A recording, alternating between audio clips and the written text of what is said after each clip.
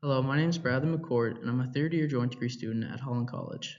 I did my research project on elderberries, a berry that's long been used and examined for its medicinal values.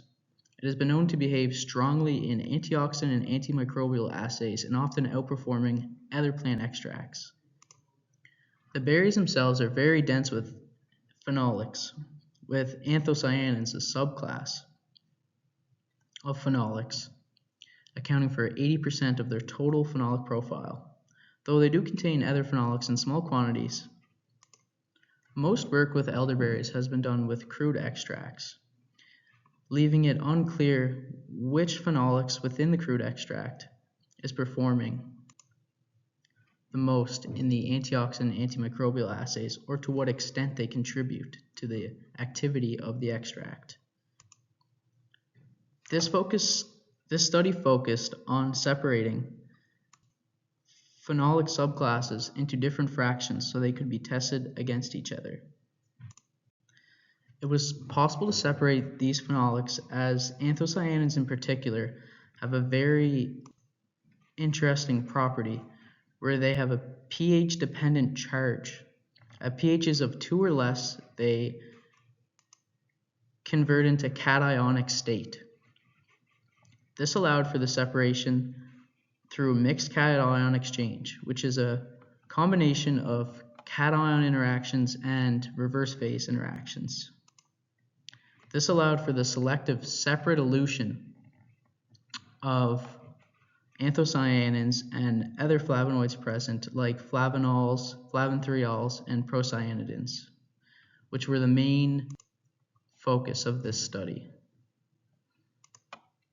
Another separatory method used was liquid-liquid partitioning, which relied mainly on polarity, as the two solvents used were acidified water and ethyl acetate, which is very nonpolar.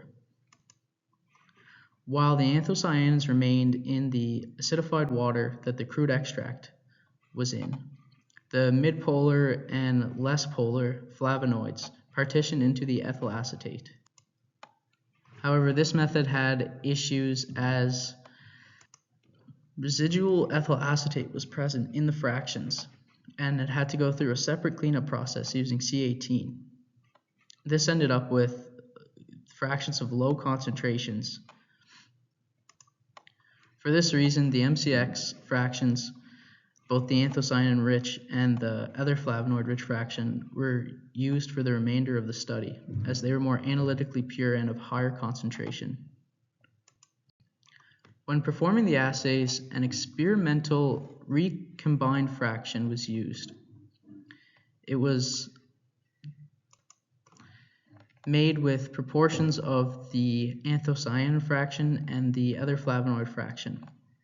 The reasoning behind this recombined fraction was to test for any possible flavonoid or phenolic interactions that may contribute towards the antioxidant and antimicrobial capabilities of the elderberry.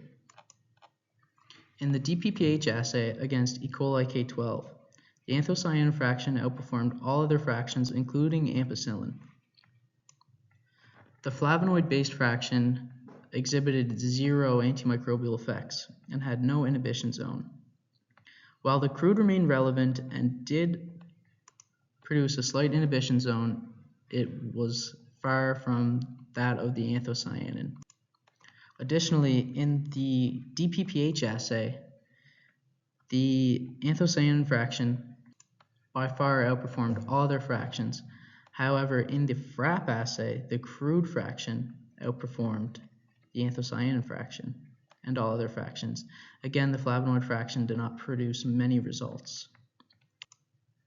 Neither did the recombined fraction.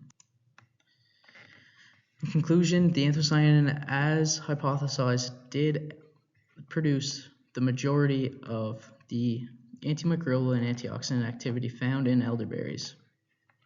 While there is no significant results pointing to synergistic effects or interactions between the phenolics under the conditions tested. These results can be supported by a lot of literature that suggests anthocyanins have a much stronger capability for antioxidant and antimicrobial abilities compared to other flavonoids.